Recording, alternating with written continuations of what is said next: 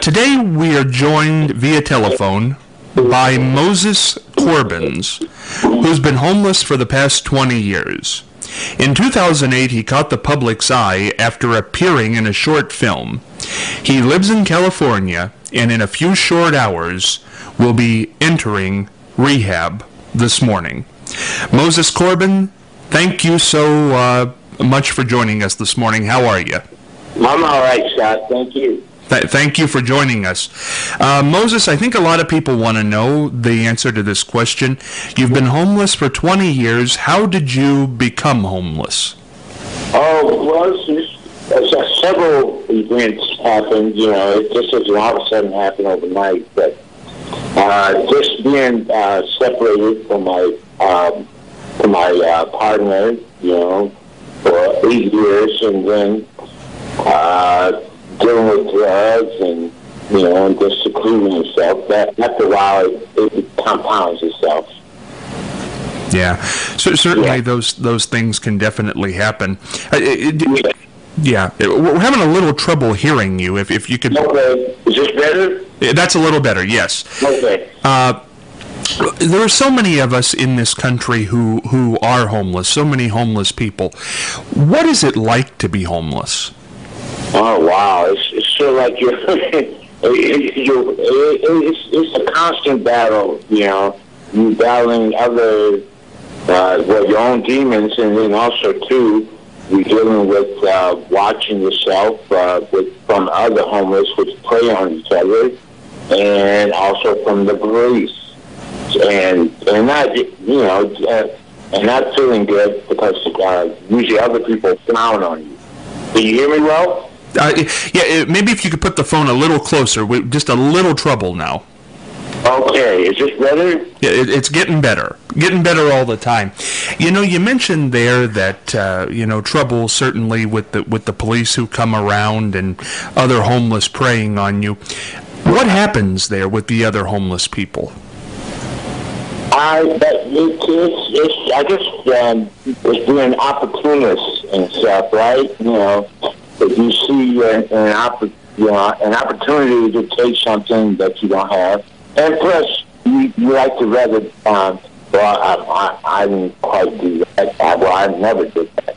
But I guess it's a feeling of them being better than you. You know, that they are low, that you are lower, so it gives them the right to take what is yours. Which is usually not much, right? Yeah, I can imagine. What possessions do you have? Well, what I have is just the blankets and books, and maybe one or two keepsake things like a ring or something, you know, like that. And a little change as well. The money you get that day, panhandling or recycling, whatever. Now, one thing you said there was books. Now, what kind of books do you have with you? I had the Bible with me for one, and I had a lot of science fiction. I just got through reading Snow Crash, which is cyberspace. You know, I like science fiction, and you know, they're basically with a lot of science on it. Yeah.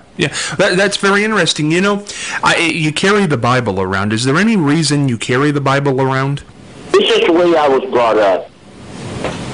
Yes. After being homeless for 20 years, does that affect your faith in any way?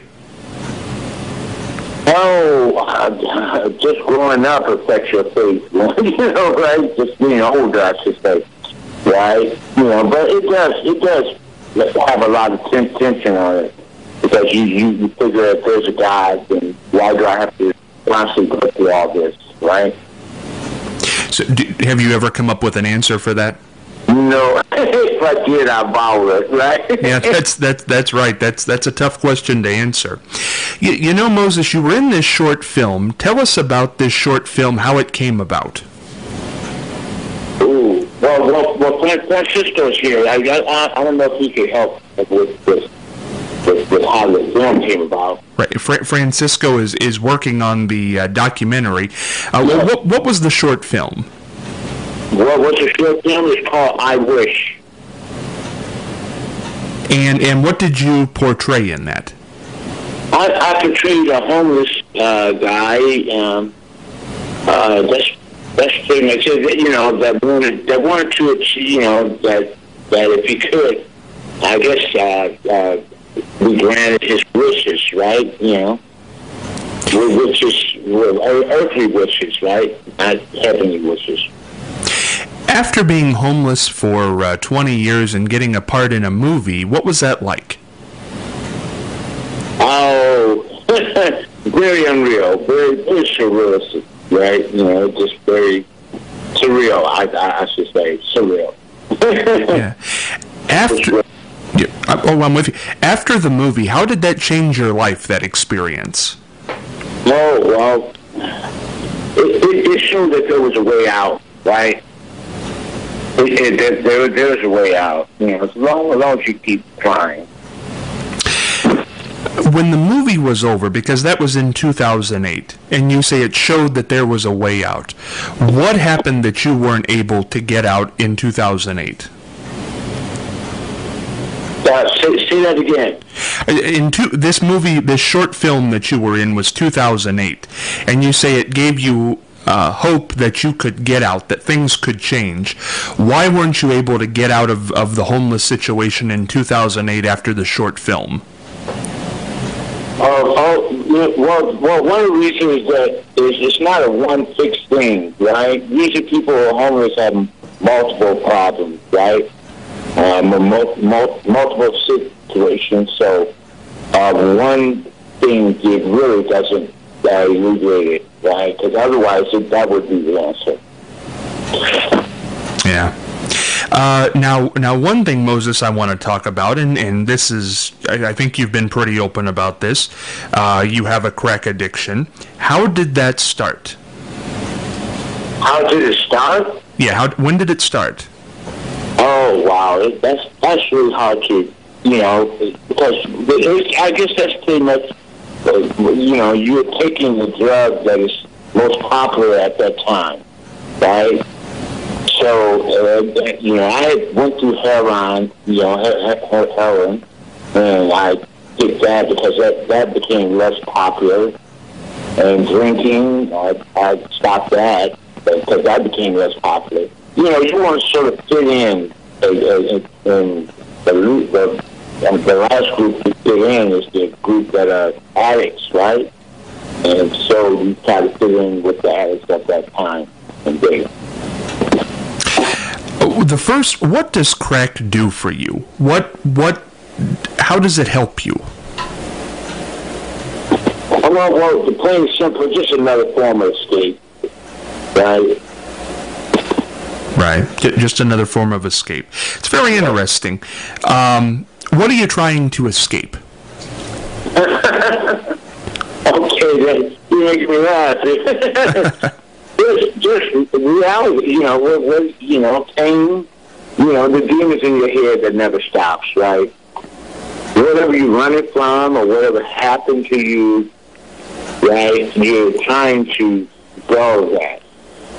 So whatever medication, self-medication you can do, you know, to dull that, you do. And you get addicted to it, you know, that's part of the whole thing. Whoever invented it is in for profits. So the more you keep doing it, the more they have profits, right? You know, Moses, it's very interesting because it's a big day for you. You are entering rehab in just a few short hours here this morning. Yes, I know. I'm tired. Yeah. I can imagine. And I thank you so much for coming on with us, but how do you feel about this? This is the second time you've been in rehab. How do you feel about it? Yeah, well, this is the first time that I'm dealing with crack. So if I could do it with what I did the last time where I went to rehab, then I should be able to get over that. And I have a lot more tools to work with, you know, from that, the first rehab and also this rehab, right? So I know I will be able to make it, not shit. Are you frightened about it? Oh, It's definitely the unknown, but the way that my group, which I'm fortunate to have, is a group that I'm with that helps just trying to do this movie now through the Kickstarter, right? And we were trying to get funds, but in any event, the whole point was that well, I just have enough tools to work. And it is scary, but the way that we're looking at it, the way the group is looking at it, it's a big adventure, right? And it's not for a year and then like that, or 5 years. It's not a sentence, right? It's more of a release. How many years have you been on crack? Oh, how long? Yeah, how long? Probably over 10 years. 10 years? Yeah, it seems like 1,000. Right.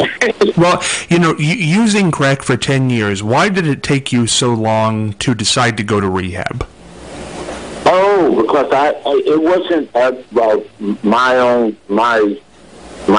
decision, right? You would think about it at least once every other month, right, of a way of getting out of it, not just rehab. Some people think of suicide. Some people think of cold turkey or whatever, right? But you think of many ways of that, of getting out of your addiction and all the situation, being homeless and all that comes with it, right? So rehab is only one thing. Plus, it's so hard to get into rehab. It's taken me months of trying to get into this one program. So you have to constantly call them, and you have to be clean and all this, right? It's not an easy thing. Do you think that you will be able to, I mean, you're positive. Do you think you'll be able to lick it? Oh, that's what I said before. I will reiterate. Not think. I know I will, right? You know you will. Yeah, I'm being positive here, Scott. Right. No, I agree with you. You got to be positive going in. I want to talk a little bit about this. You're trying to get a movie made. www.mosesthemovie.org. If people want to look at the trailer, there's some money needed to finish making this movie. But what will this movie show if it gets made? Oh, here. I'll let Fran talk to you. He's my soul friend here. Okay. Hey, hello, it's Francisco. Yeah, we are, I'm the filmmaker that has been with Moses for the last 5 years. And, everything started with a short film, and I've been following Moses along since 2007, 2008. And all the unbelievable things that happened after the short film was completed make up this movie called Moses, which is a feature-length documentary about Moses' life. It's a fight between, the hope of a second chance and the gravity of living on the streets for so many years. So we have 90% of the movie filmed, and now we put this Kickstarter campaign to try to raise the funds we need to finish the movie. We are asking for $50,000, and we have 30 days left to raise that money. What got you interested in this movie, Fran? What got you interested in Moses' story? I'm sorry, yes, I didn't hear you. What got you interested in Moses' story? Why did you decide to make this documentary? Well, it's at the beginning, all I wanted to do was I Wish, this fictional short film. And it just happened that I always had my camera with me, and I recorded Moses pretty much every time we got together. And when we went to Spain to pick up the award that we received, for I Wish, at that point, I realized that there was something bigger going on than a short film, that I came across a person, like Moses, a human being struggling and willing to, get over his past and move forward. So from that point, I always, if I had my camera on, always with me, then you know what I'm saying, I made up my mind thinking I need to have my camera always with me, and I'm gonna consciously follow Moses, and so I did for the last 5 years. Very interesting. Moses, how, if this movie gets made, how do you think it will change your situation? Oh, wow. Well, one of the major things is that I'm going to be monitored, well, as far as followed, right? You know, so I really can't fail. I really have a lot of people depending on me and supporting me. So if I was to fail, it would not just for me personally, it would affect a lot of people, and that I'm not going to let happen. And how would you prevent that from happening? By staying straight.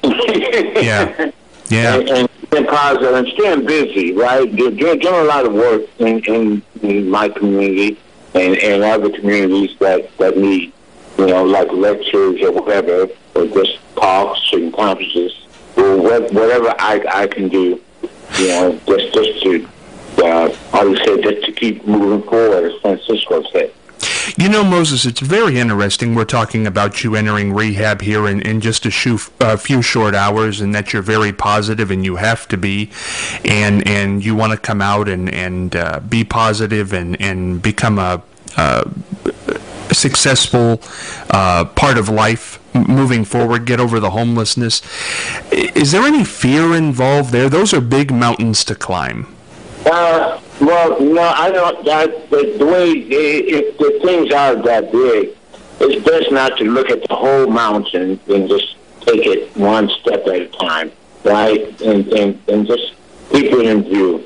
Take a rest or whatever. I don't mean to do anything, but I mean just focus on all the achievements I've already made, and that can keep the momentum going.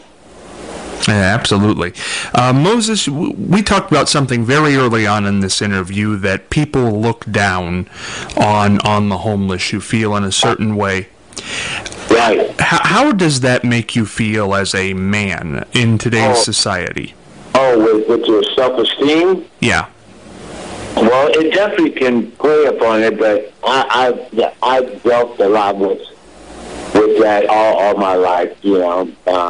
Coming from ghettos and, you know, just being black and being poor, you know, there's many ways people can put you down, and so, you know, I'm a little too up in the years to let that, you know, be my confidence in myself. Well, Moses, I know you're entering rehab here this morning. My best of luck to you. I hope everything goes well. I hope the movie gets made. Again, the web address, if people want to go look at a trailer, www.mosesthemovie.org. And Moses, I just say thank you so much for getting up really early out there on the West Coast to talk to me. And again, I can only hope for the best for you, and you seem positive, and I hope it's the best outcome for everybody. Take care of yourself. And thank you, Scott, for having us on. Thank you very much, and God bless you. Thank you so much. Bye-bye. Bye-bye. Moses Corbins. Certainly a very interesting story.